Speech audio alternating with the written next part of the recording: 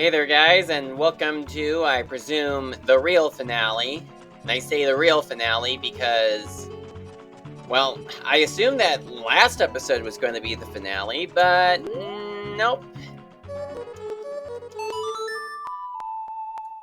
I'm going to be calling Epona here because I'm going to be doing the shooting game. The horseback shooting minigame.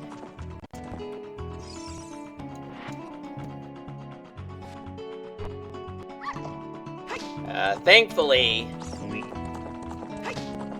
I have not needed to pay anything that would be worth more than 500,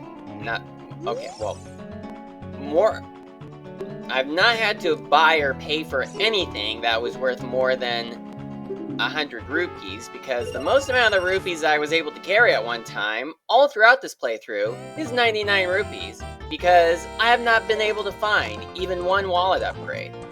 That wallet upgrade, well, both wallet upgrades are just trying to evade me for this long, 20 episodes. But this has to be the episode in which I finally find at least one of them, because they can't avoid me forever, because eventually they have to be found. Well, I'm not sure if it would even matter anyway, because you don't need to get all of the wallet upgrades in order to beat the game.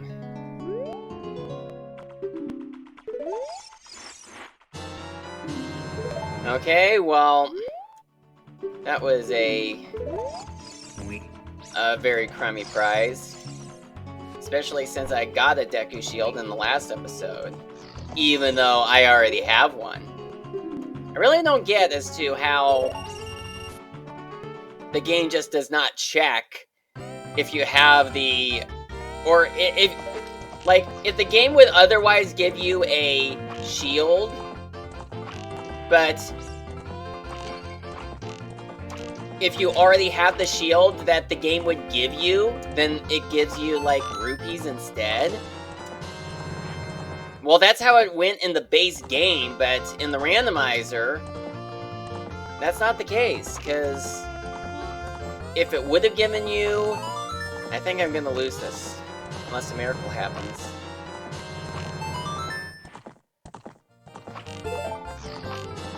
Okay, I don't believe it. I messed up big time there. Yeah, I want to try again.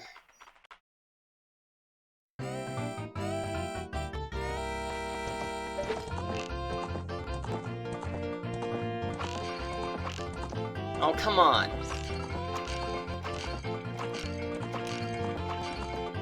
Alright, at least I got all those pots.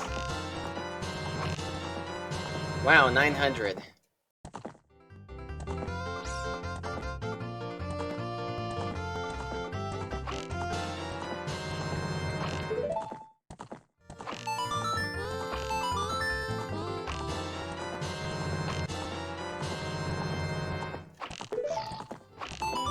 Oh, I got 500. I got, well, 500. 1,500. Wow, I am so bad at talking. Oh, well, would you look at that. We start this episode off with 2 crummy prizes. I don't need to write Epona where I'm going. Alright, so now we are going to go to Ganon's castle, and this should be the point in which we do beat Ganon. There are still a few chests left for us to find in Ganon's castle, so somewhere has to be where the 4th bottle, the fire arrows, and either one of the wallet upgrades is found at. I have to find at least one wallet upgrade. I mean, I don't care if it's going to be beneficial to me or not. I have to find one, because I am not going to take 20 episodes in a row without finding even one wallet upgrade. because I have had the child's wallet since the beginning of the game, and I've already done everything else that there is to do. We're all the way at Ganon's castle, so I have to find the first wallet upgrade. Maybe not both, but the first at least. Oh, I really hate it when I try to blow up an enemy, but the first time that I do it, only stuns him.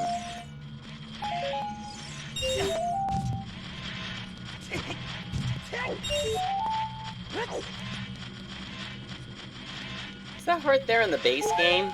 I don't know.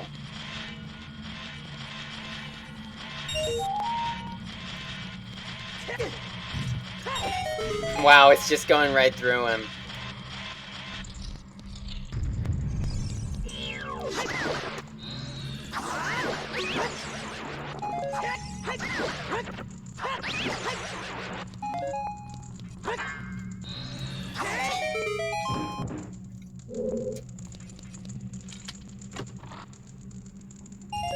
Blue rupee. I think there's also an invisible chest in here. I'm not entirely sure.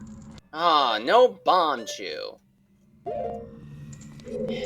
That's quite unfortunate because we need bomb chew in order to get that switch activated. And we can't buy bomb chew from the bomb shop because they all cost 100 to 180 rupees. And I can't even carry 100 because that frickin' wallet upgrade has just been not been letting me find it all throughout this playthrough.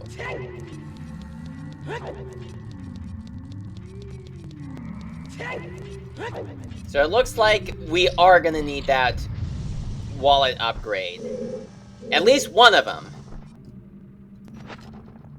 I don't think I want to go in here just yet, because if I have any chance of finding a wallet upgrade, I want to be able to save the space in my wallet, or much rather save those rupees and save space. I think there's at least one chest to be found in here, and this chest needs to have like either bomb chew or the first wallet upgrade, because I don't know where else I'm going to be able to look if not there. Can I grab? Come on, let me grab onto the like. Come on. I really hate not being able to use the fire arrows.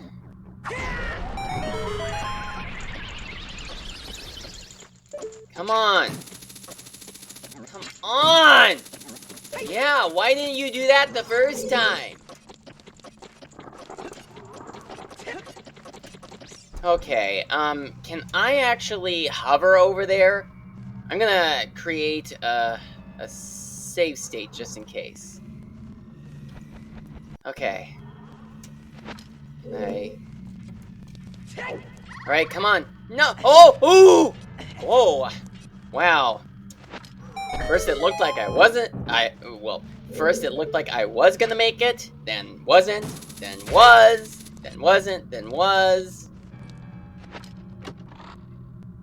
Come on! Where is that freaking wallet upgrade? It has been avoiding me far too long.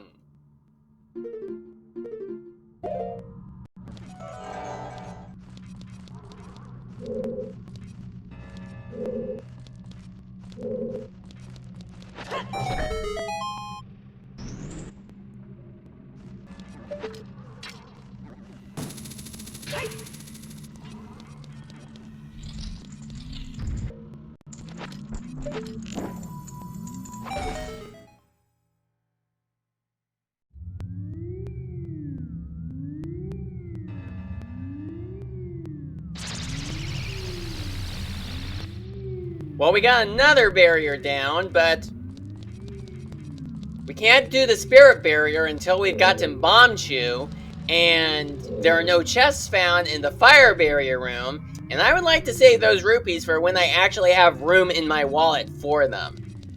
But unfortunately, I cannot think of any place other than the inside of Ganon's castle where we could possibly find a wallet upgrade. So I think I might need to check the spoiler log to see where the first wallet upgrade is found at.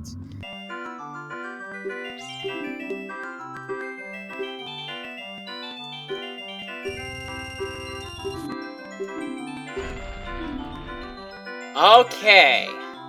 Well, I've actually been checking a couple of spoiler logs, but I cannot believe that I have not come to the Bombchu bowling alley for this entire time. And the wallet upgrade was hiding here this entire time.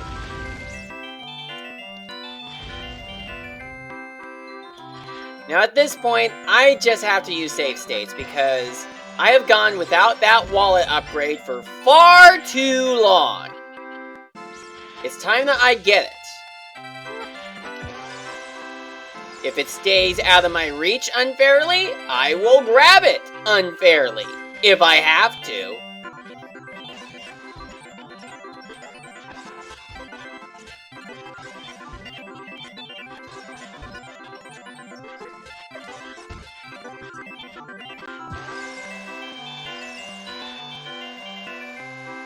Well, there we go. I used the save state, but I didn't even need it. At long last! You have just stayed out of my reach for far too long. Gonna go ahead and get this item as well. May as well, because, you know, the randomized items in the Bombchu Bowling Alley game, I'm pretty sure that you get them both straight away. Like, it's not like the base game where the items are like completely random and that you need to play through a couple of games. That kind of felt like that Bombchu just blew up for no reason. Like, I don't know the exact order that the prizes appear in, or if there even is an actual order, or if it's just randomized each and every time. I'm gonna try doing it like this.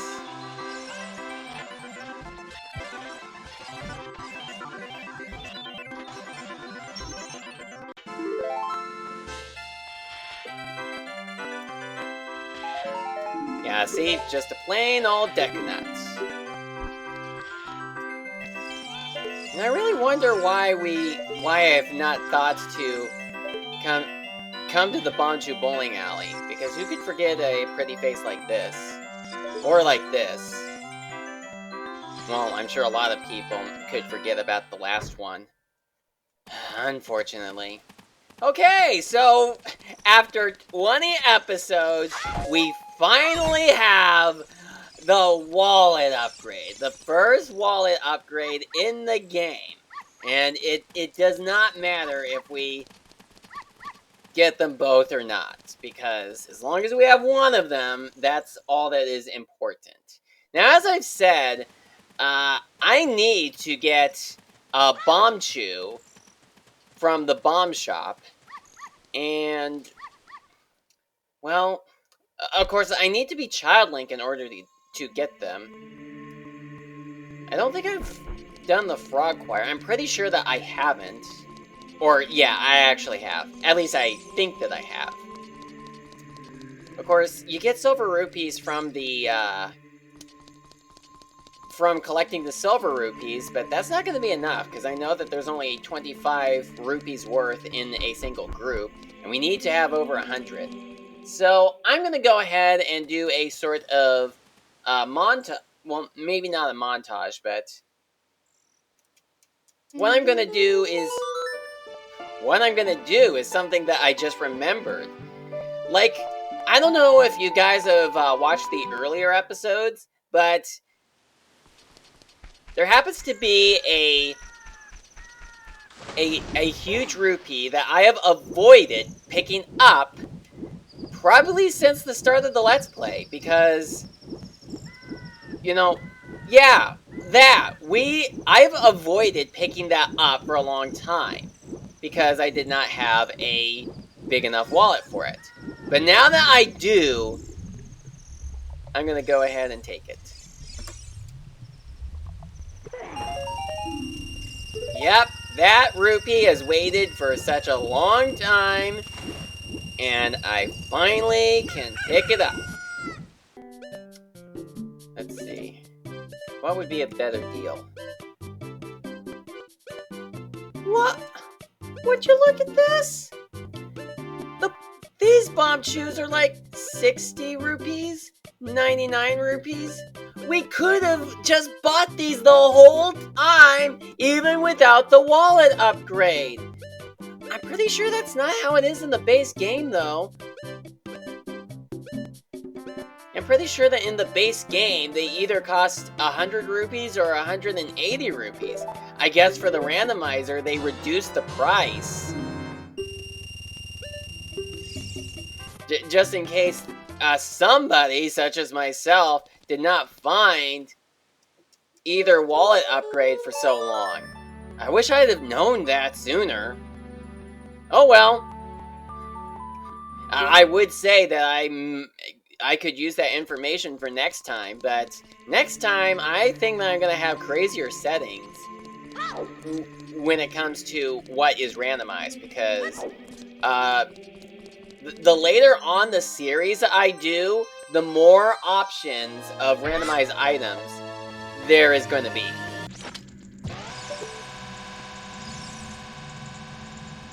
Darn it, it missed.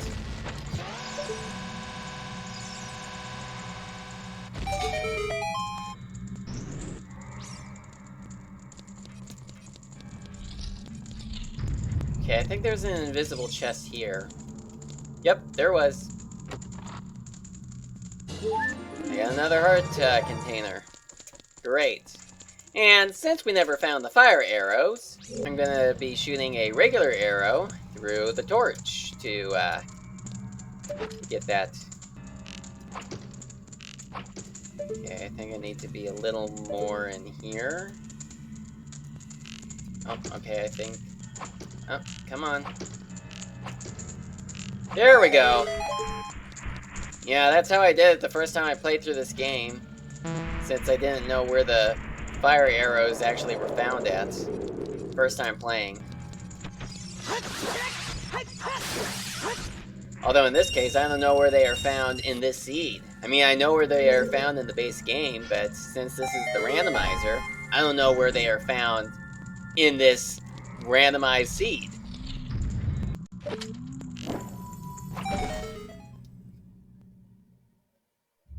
Of course, what's extraordinary is that there's like one more chest for us to open up. And I don't know if it's going to be the other wallet upgrade, though at this point it doesn't matter if it is or isn't anymore. The fire arrows or the fourth bottle?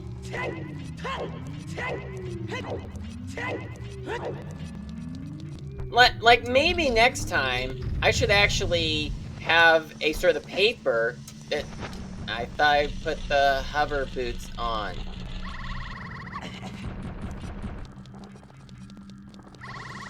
Alright, grab it. Thank you.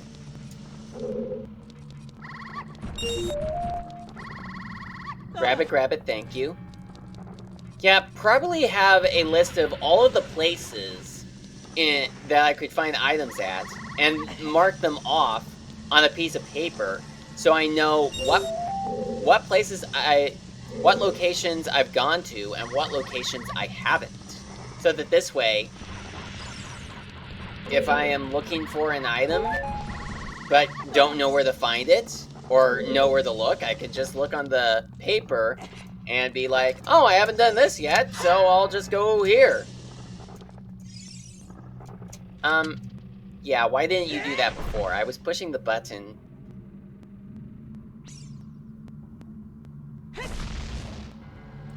You know, the Golden Gauntlets was introduced in this game so late. I mean, wouldn't it have been great if there was, like, another major dungeon before Ganon's castle where you needed to use the gold gauntlets? I mean, that's especially considering that you get the silver gauntlets in the Spirit Temple, which is like the last dungeon of the game.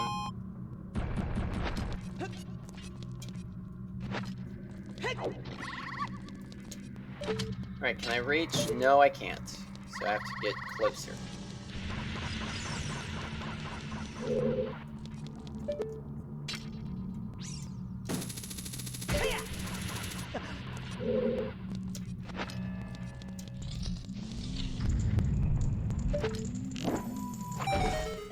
Alright, so that's the fire barrier.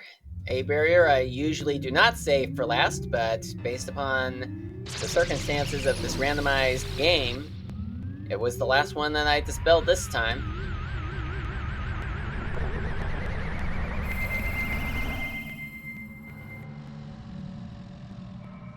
And there we go. Ganon's castle is now, well, Ganon's tower is now open to us. So, since I'm gonna be going up here and fighting off against a number of different enemies, I may as well talk about a couple of things. You know, like things I've been doing. Although it's probably going to be a long time before this comes out, because I haven't even uploaded episode 19 at the time that I'm recording this. I mean, obviously, by the time you are watching this, the episode is already up on YouTube, and should have 100 views on it, or has like 95 or 91 views. But at one time had 100 or more views, but then dropped down to like 90 because the YouTube algorithm is so dumb.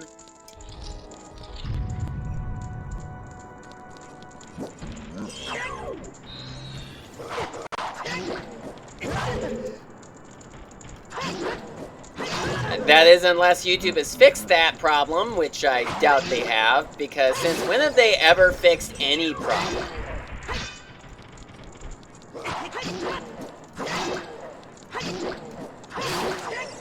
Yeah, YouTube pretty much focuses more on doing unnecessary updates and doesn't fix what's actually broken. In fact, a lot of the time, YouTube is actually the reason for why there are a lot of things that are broken.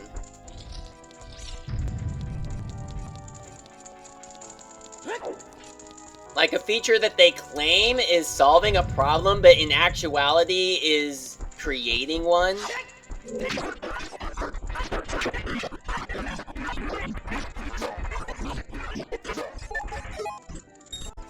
That took me a while.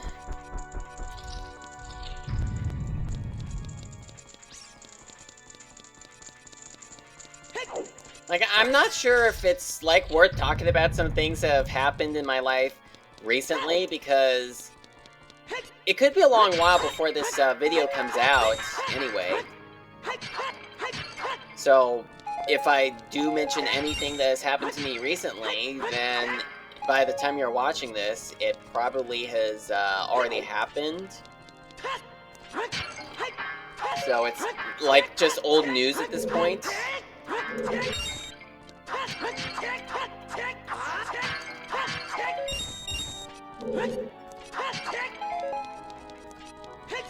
Although something that I had actually been thinking about, like, I'm not sure how many of you guys have seen my movie, Legend of Kyuranger Adaptation of Time, and I'll go ahead and explain what that movie is. It's a 6-hour stop-motion movie that I had done. Like, I've worked on it for, like, 8 months straight, all throughout the year of 2020. Yeah, the year 2020, I uploaded it in 2021, like, just a month before Power Rangers Dino Fury came out. Today, let's begin down the hero is defeated timeline. And unleashing the arrows from Desert Colossus.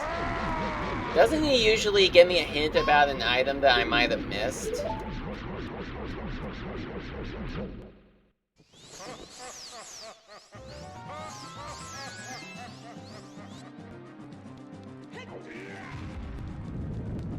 Yeah, now, what Adaptation of Time is that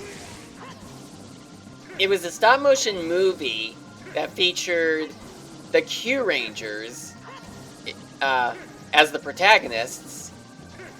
Like, in case any Power Ranger fan who's not familiar with Super Sentai, just in case there's someone who's not familiar with that, Q Ranger was the Sentai series that the Zords and monsters from Cosmic Fury had come from. And this was like long before Cosmic Fury was even announced or possibly even thought up. And a lot of Sentai fans, including myself, were wanting that season to be adapted, though not in the way that it eventually did.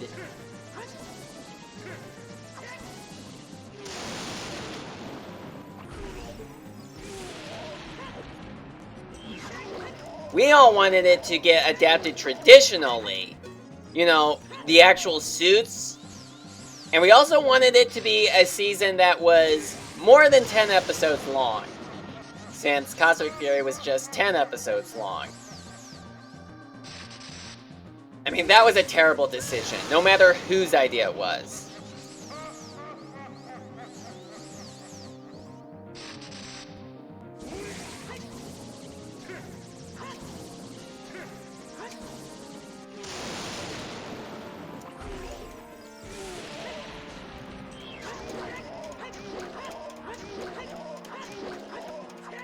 And the villains of Adaptation of Time were the Ryusogers, the Sentai series that Dino Fury was adapted from, which was already announced was coming.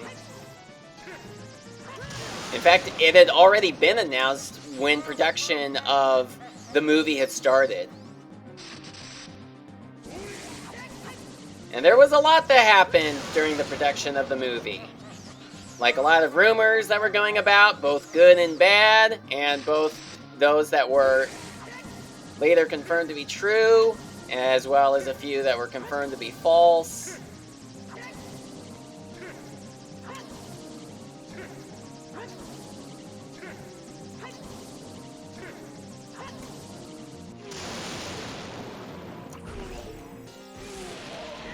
But anyway, the point of why I'm bringing this up is the fact that Adaptation of Time is basically taking two Sentais, one featuring them as the heroes and the other as the villain, but they eventually get adapted as part of the same storyline. Yeah, like the Q Rangers are the heroes, and their Sentai was adapted, albeit poorly, as Power Rangers Cosmic Fury, which was a sequel to Power Rangers Dino Fury, which was the adaptation of Ryusoger, who were the villains of the movie.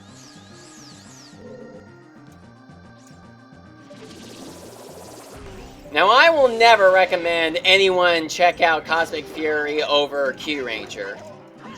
I mean, I have seen a few clips, but there are quite a lot of problems that Cosmic Fury suffers from, other than it not adapting Q Ranger the way that it should have.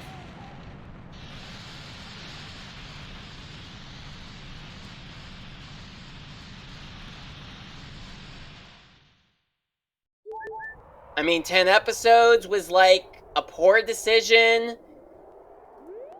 Yeah, the castle collapse segment was cut out. There's an option to skip that, though you can also have it be turned on, but I had it be skipped for this seed.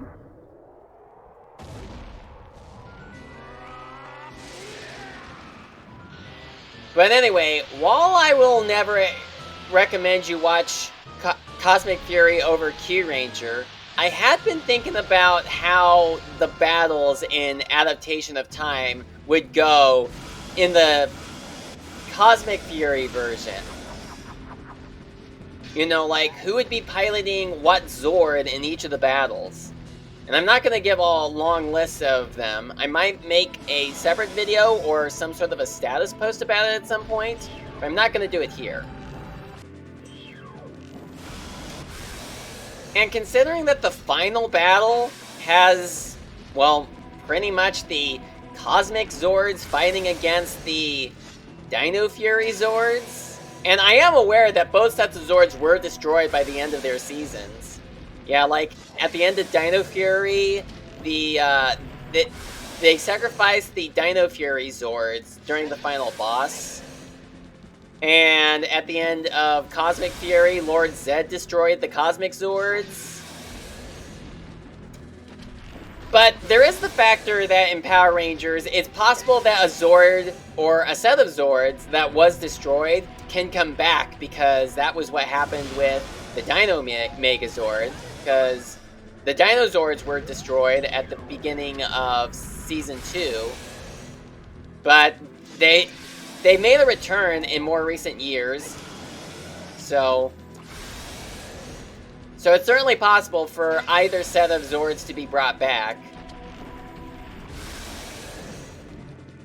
And I'm thinking that the context of the final battle of Adaptation of Time in Cosmic Fury's perspective, like the final battle of Adaptation of Time, but it's adapted into Cosmic Fury. I'm thinking that maybe for that, it could probably be Lord Zed just manages to bring back the Dino Fury Zords, and he uses them under his control, and the Rangers then use the Cosmic Zords to battle against their old Zords.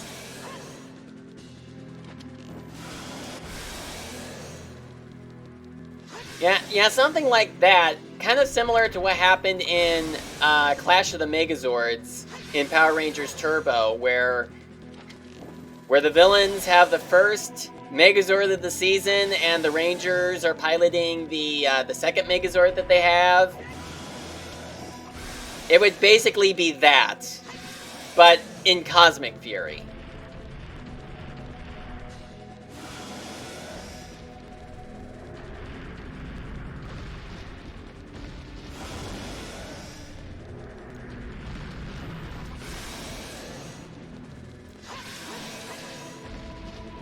I'm running out of magic.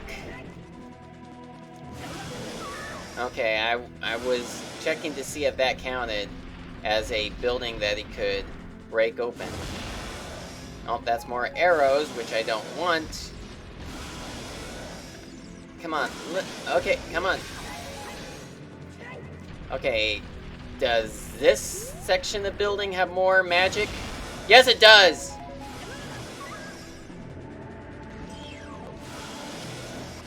I've kind of had a cough for the last couple of days. Of course, you guys do not have to hear it because I cut that part out.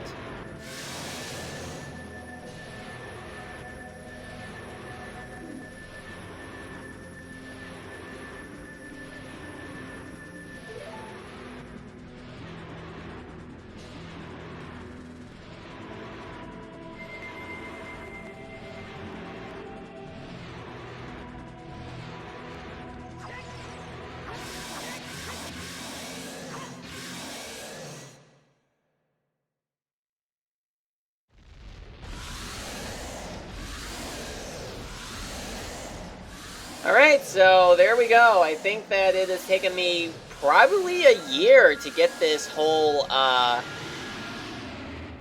series done. And of course, the rest of the playthrough is just the same cutscene as what you see at the end of regular Ocarina of Time, where the sages just appear, they seal Ganondorf away, Ganondorf curses them, and then Zelda and Link say their goodbyes, Zelda sends Link back to his original time, we see the credits, all of the different locations in Hyrule, and then everyone partying at Lon Lon Ranch. And then, of course, we see the sages, minus Raru, at the top of Death Mountain. And then we also see Link as a child again in the Temple of Time, and Navi leaves him. And then Link goes to the castle courtyard to see Zelda, and that's where the game ends. You're pretty much going to see all of that within the next 7-8 minutes.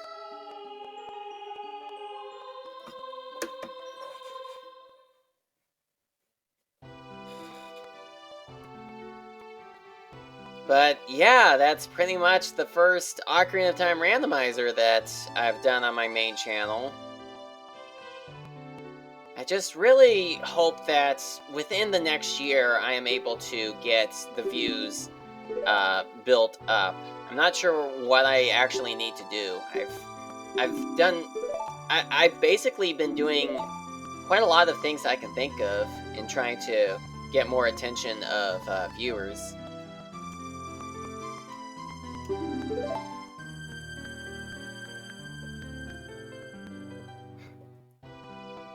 Yeah, like, a fun little fact is that although you see Link give Zelda the Ocarina,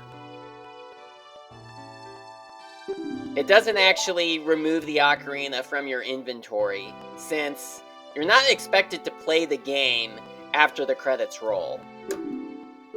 I mean, you can start the game up again, but, you know, in Zelda fashion, when you do start the game up again after beating the final boss, it's like it never happened. Because that's just how it rolls with these games. I mean, there are some cases where it does technically save at the end.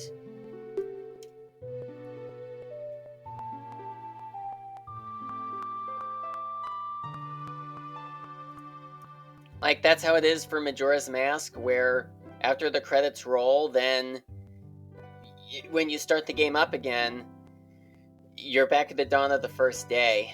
The 3DS version gave you the option to save after the credits had rolled, and then after you save, the game says that next time you play that file, you'll start at the dawn of the first day. That's pretty interesting how they actually inform you that that is what's going to happen. You know, when listening to the credits in Ocarina of Time, I kind of feel like, well, they both sound happy and sad. I mean, it's happy because we've beaten Ganondorf. We have beaten the big bad guy of this game, and peace is restored to Hyrule. But it's also quite sad because of all of the sacrifices that were made all throughout this game in order for Link to get to where he is. I mean, there were the 6 sages. They obviously all had lives before becoming sages, and they had to give up those lives, you know, their mortal lives, to become sages. And then, at the end, Zelda made a sacrifice by sending Link back. I'm pretty sure she didn't want to say goodbye to Link, but she sent him back for him to regain his lost time. But of course, as we see in some other Zelda games that are set in the adult timeline, we can see the consequences of what had happened. Yeah, I think that one consequence for that happening would be the flooding of Hyrule at the beginning of Wind Waker. Like, there was no hero at the beginning of Wind Waker because the hero of time was not in existence anymore because he was sent back to relive his childhood.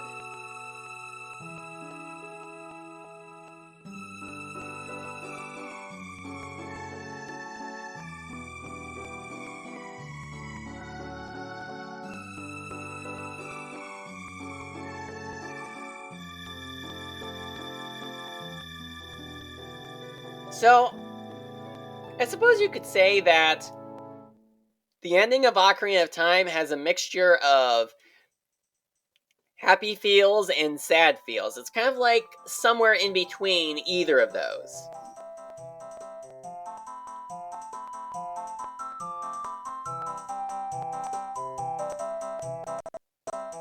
Oh, I don't know if it happened for you guys, but the game kind of froze for a brief second.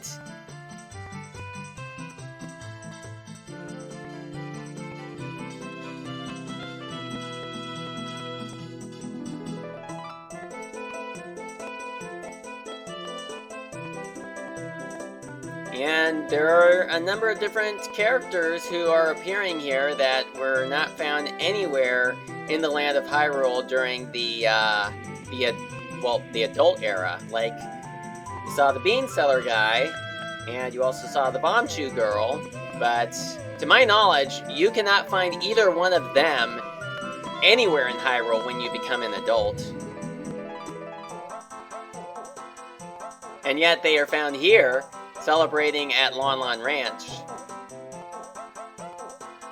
And the music is kind of out of sync.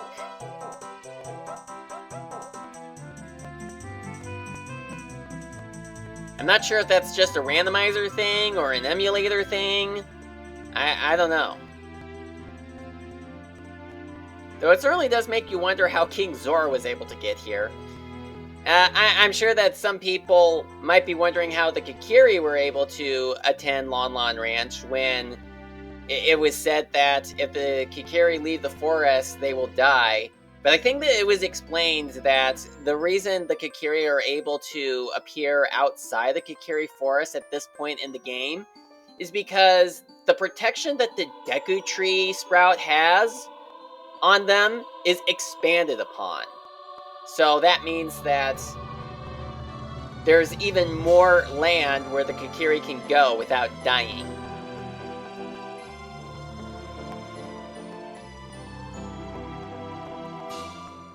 And of course, since the music was out of sync, which I think was because the footage was faster than usual, it gets cut off. At least Adaptation of Time did not suffer through that, since I was the one who worked on the movie. And I just kind of recreated the ending sequence when doing the credits.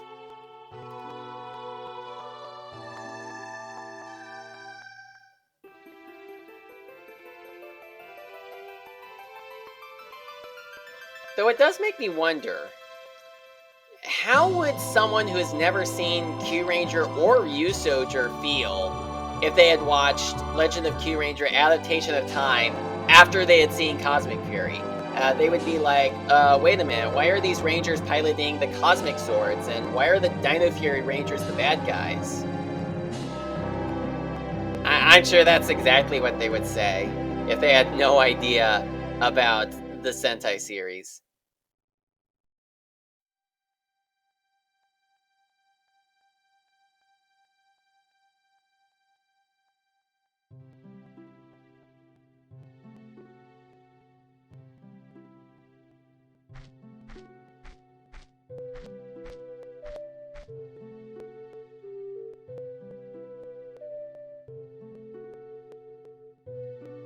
And of course, Link shows up to Zelda to inform her all about what Ganondorf is going to do, and this is where the child timeline starts off.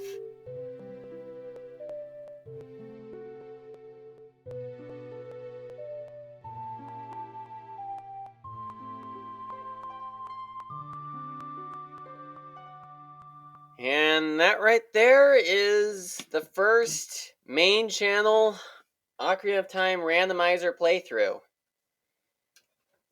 Yep, certainly unbelievable that it has taken me this long to get this game all recorded all the way through here.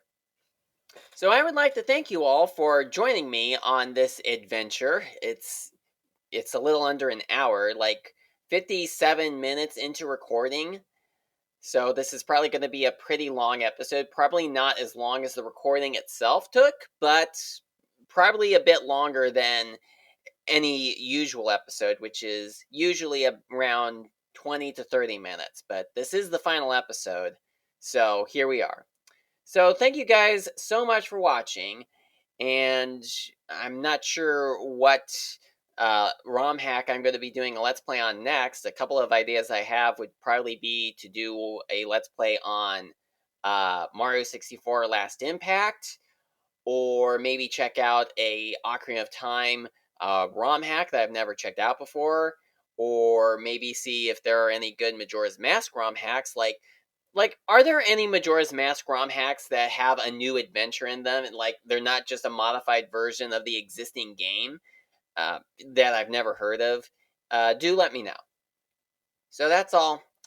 There's not really anything else I have to say here, though I certainly cannot believe that for 20 whole episodes, that wallet upgrade just stayed out of my hands. If only I had thought to do some Bombchu bowling sooner into the series. I don't know how I forgot that. So, that's all that I have to say. Bye-bye.